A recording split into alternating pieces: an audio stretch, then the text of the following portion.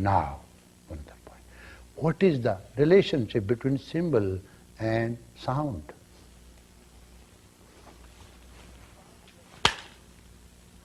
If this sound is arrested, it is not heard outside.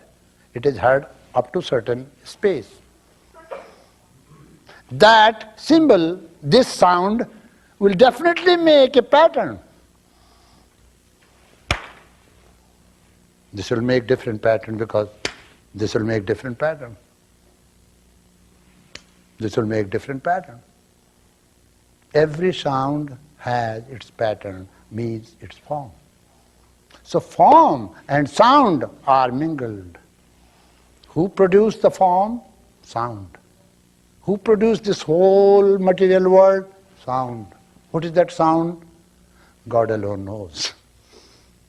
That's why the Bible says, in the beginning there was Word and Word was God. You see. Many sages tried to interpret this. That Creator alone knows which was the sound which created this form, which is called world. But we very well know what is that sound we create when we build a house. A thought comes in our mind, and that thought is the builder of my house.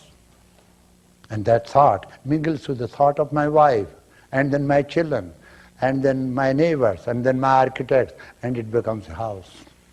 So how many symbols get together, make a building where I live? Your thought is a builder of your world, which is not the world created by the Lord, but world created by yourself.